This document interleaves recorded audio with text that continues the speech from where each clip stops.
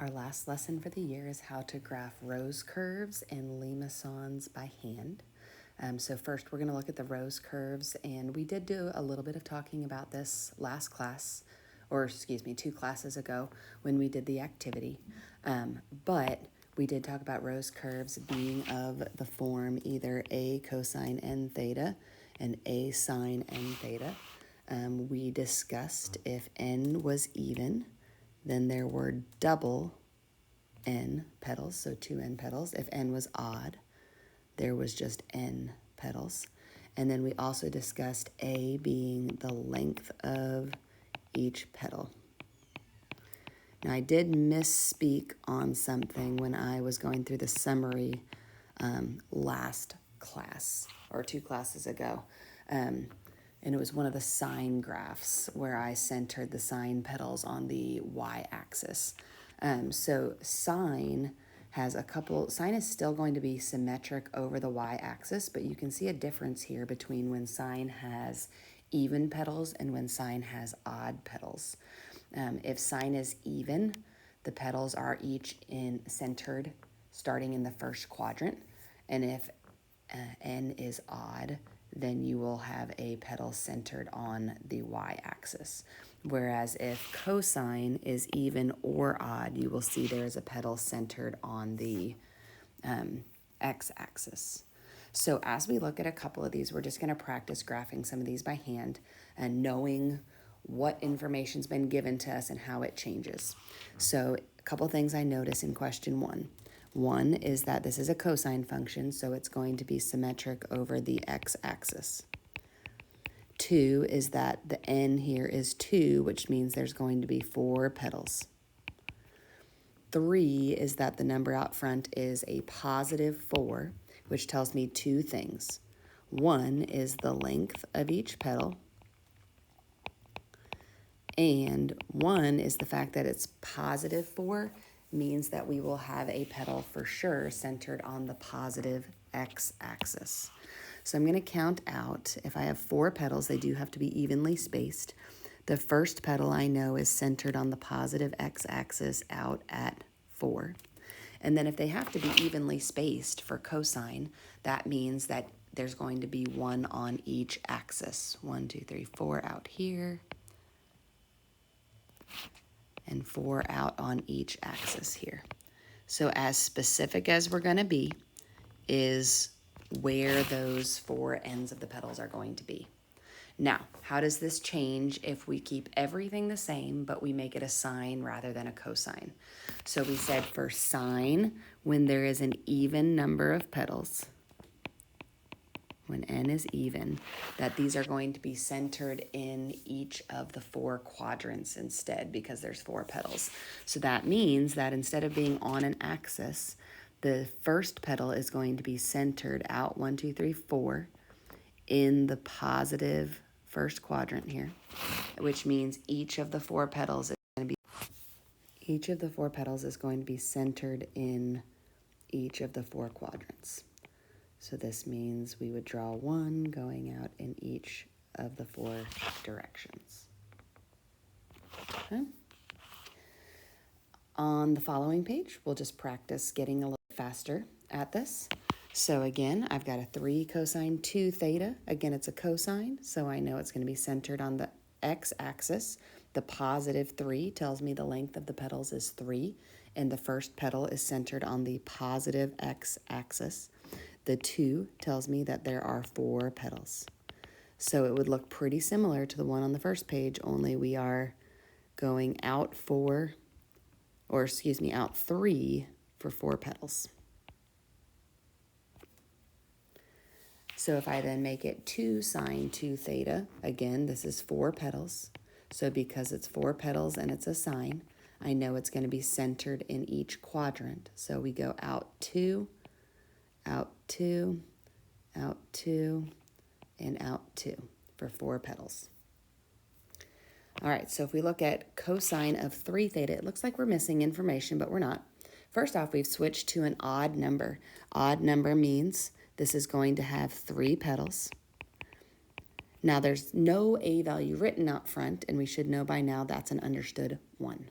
So because that's an understood 1, that means the length of each petal is only going to be 1. It is positive 1, which means for cosine, one of the petals is going to be centered on the positive x-axis. So I know for sure the first petal is going to just go out to 1 on the x-axis. Now, if there's 3 petals and I want to make them evenly spaced, essentially we just think, in this case, 2 pi divided by 3 kind of makes each one in 2/3 of our circle. So I would send another one out at 2 pi over 3 and another one out at 4 pi over 3. So essentially they happen every 2 pi over 3. If I then change the question to be 4 cosine 3 theta, isn't the only thing that changes here going to be the length of the petal? All right, so let's change one more thing on this question then just to make it different. Let's say this 4 was negative. How does that change the question? Well, if that 4 was negative, that means the first petal is going to be centered on the negative x-axis. So that means for this one, again, I have 3 petals, but I would start with 1 petal out on the negative x-axis, and then I have to split it evenly. I can't really say 2 pi over 3 and 4 pi over 3, but I can think about what 2 pi over 3 is from pi rotating this way, which would send me over to 5 pi over 3, which is right here. And then 2 pi over 3 before pi would be pi over 3. So I would have 3 petals all spaced at the thirds here. All right, so what if I do a sine that is an odd number of petals? So for sine, that's an odd number. No longer are we centered in the quadrants. So sine here has 3 petals. And sine having a positive number out front means the first of the 3 petals goes out on the positive y-axis. And then again, I have to evenly space the 3 petals. So if there's 3 petals, that's every 2 pi over 3. 2 pi over 3 from pi over 2, I might have to think about that in terms of like actually adding these, which would be, if I got a common denominator, this is like 3/6 and 4/6. This would be at 7 pi over 6. So that would be out here. And then the next one I can kind of tell if I'm going to go even over the y-axis would be right there at 11 pi over 6. Now, just like we did on the last one above, we're going to change 8 just slightly. If I made this a negative 3 out front instead of a positive 3, that just means one of my 3 petals for this sine graph would be centered on the negative y-axis. So then I have one that comes out to negative 3. And then again, if I want to make them evenly spaced, I've got to think that's going to be every 2 pi over 3. I would then say, okay, if they're every 2 pi over 3, I would say 2 pi over 3 less than 3 pi over 2, where this current one is. Turn those into sixths. That's 9 pi over 6 minus 4 pi over 6. Gives me 5 pi over 6. So that means my next one would be at 5 pi over 6. And then if I make it even over the y-axis, the other one would be at pi over 6. So this should help us graph our rose curves pretty quickly. And then on the next page, we're going to finish up by looking at limacons. So as we talked about in our summary pages the other day when we did that activity with our calculators, we have basically 3 different types of limacons. One of them is specifically called a cardioid. And that one, if you notice, the A value and kind of where the B value usually is in these other equations is the same. So you will notice those from them being the same. A couple things that we will notice. One is, remember that cosine was centered on the x-axis. Sine was centered or symmetric over the y-axis. So if you notice that your A and your B value are the same, the thing that we are going to do to graph these is going to be 4 points. One is going to be if we add these 2 together, that's going to give you the furthest point out. So I'll call that A plus B. And in fact, let's just go ahead and make these B's so that we're used to everything being A's and B's. But A equals B in this. So the first point we will get by doing A plus B. The second point, this one right here, will be A minus B. And now granted, that's always going to be 0 because in this case, what did we say about A and B? That's always going to be the same. And then the third and the fourth point are going to be here. how far we go out side to side on this axis. This is always going to be A, out A and out negative A. If the sign in the middle here is a plus, it's going to be on either the positive x-axis or the positive y-axis. If that sign in here is negative, that is going to be on the negative x-axis or negative y-axis. So when we do a plus b and a minus b, we ignore the signs and we're just adding and subtracting the numbers. Now we're going to treat that the exact same way for the other two. So the good news is those formulas kind of all work the same. So the second one I'll look at is the limmason with the inner loop here. Again, this happens when your A value is less than B. We looked at that in our summary page. So we're still going to say the farthest point out is going to be A plus B. Now if A is less than B, this point right here is going to come from doing B minus A. And then still, these side-to-side points here are going to be out A and out negative A. And last but not least, the limmason with no loop. Sometimes they call these flat limmasons. This is when A is larger than B. Still going to get this furthest out point by doing A plus B. Still going to get the side-to-side points by going out A and out negative A. Now the further back point here is going to be from doing still B minus A, and that is why it's going to be behind 0, because you're going to get like a negative going backwards. It doesn't really matter whether you do A minus B or B minus A, just remembering that it's behind the 0. So these are going to just take a slight minute to practice, but we're going to practice each type one at a time. An A value that is larger than B, which means on the next page, we have a couple starting off here that both our A and B are the same. So we know that these are both cardioids. Now they're a little bit different because one of them is a cosine and one of them is a sine. The other difference is the plus and minus. So first, I know this is a cosine, which means it's going to be symmetric over the x-axis. Second, I know there's a plus sign, which means that it's going to be centered on the positive x-axis. I know the first point is going to come from adding together my A and my B. So I know the furthest out this goes is out 1, 2, 3, 4 on the positive x-axis. The second point I get is from subtracting A and B.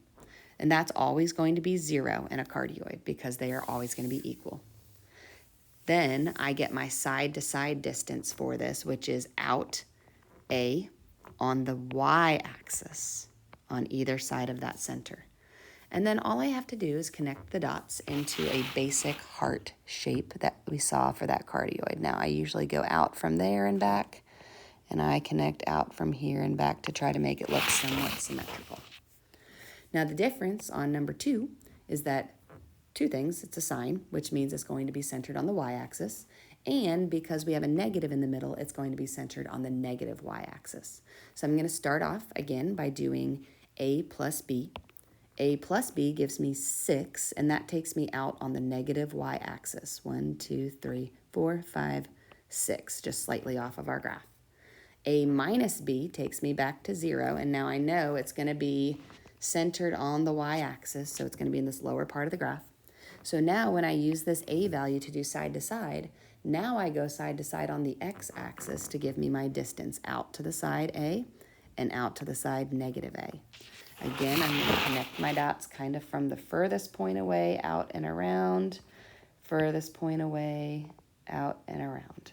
And that's how we connect the dots on a cardioid. Now the next two, if you kind of refer back to what we saw on the previous page, I have in these are those flat ones where they don't come back to the center. So we're going to notice a couple things. One is that A is larger than B, which gives us the flat limmasons. Second, it's a cosine, so it's centered on the x-axis, and because it's a plus sign, it's on the positive x-axis. So first, just like on the other ones, we add A and B together, which means I go out 5 on the positive x-axis. 2 is that we subtract those. And if I do b minus a, it gives me -1, which means I go backwards 1. It doesn't always mean it's at -1, but it means it's 1 behind the pole from whichever direction it's going. Then I go outside to side, which for this is on the y-axis, outside to side this a value, 3. And these are kind of the ones that are harder for me to connect the dots on, but they have to be rounded, and then they just kind of have to be a little bit flat in the back and go back around. So it's almost like a squished circle on one end. 4 is similar, except we did some of the same changes we did on the last ones above. We made it a sign, which is on the y-axis, and because it's a negative in here, it's going to be on the negative y-axis. So the first thing I do is I add my a and b together to get my distance out on the y-axis. So that's out 6, 1, 2, 3, 4, 5, 6 on the negative y-axis. Then I subtract them, and if I subtract, I get -2 because I'm doing b minus a. Now that means 2 backwards from the pole from the direction I just did. So that means 2 backwards this direction. And my a value on this one is my side-to-side distance. So that's out 4 to one side and out 4 to the other side. Again, I'm going to play connect the dots from the farthest point away. Oops, that did not really connect, did it? Where's my back button? There we go. Connect, make it slightly flattened on this end, and back out and around. That's really not a good one. We'll try that again. There we go. That's a little bit better. All right, and then the last type we'll look at together is our one with the inner loop, which we recognize from our a value being less than our b value. So this time we've done a cosine with a negative, which means this one's going to be centered on the negative x-axis. So first, just like the other ones, we add up our a and our b to tell us how far to go out on the negative x-axis. 1, 2, 3, 4, 5, 6. So just out here for our negative x-axis. And then we subtract. So b minus a gives me 2. That, because that 2 is positive, means that that 2 is in the same direction as what we just did. And remember, this is the length of the inner loop. So that inner loop is going to kind of come in here from 0 still. Then our a value is still our side-to-side distance. So my side-to-side distance here is 2. And I can connect the dots. This one will go from here out through that point, back to 0, through that inner loop, back out to the farthest point. So let's try that one more time. This time it's a sine function. Our sine function means it's centered on the y-axis. The plus sign in the middle means it's centered on the positive y-axis. First, we do a plus b, which gives me out 1, 2, 3, 4, 5. Then I do b minus a, which in this case gives me 3. That's the length of the inner loop. I go out side to side 1, which is our a value. And it's always going to go for the inner loop through 0. So when I connect my dots here, I know this graph is going to go out and around, through this inner loop, back out and around, and out. All right, so all that's left is our 10.3 homework, which is just graphing these two shapes. Just so you know, for your big quiz that you will have next week following the group activity, you will have to graph the shapes from these two homeworks without a calculator. So going back to like the previous homework, we graphed some lines, we graphed some circles. Those should have all been pretty quick. This homework will have mostly this type for you to practice, but it will mix a few of the other ones in to help you start recognizing, because if you don't know what the formula looks like, you will not know which shape to graph. So I would practice starting to recognize the different formulas and know what you're graphing.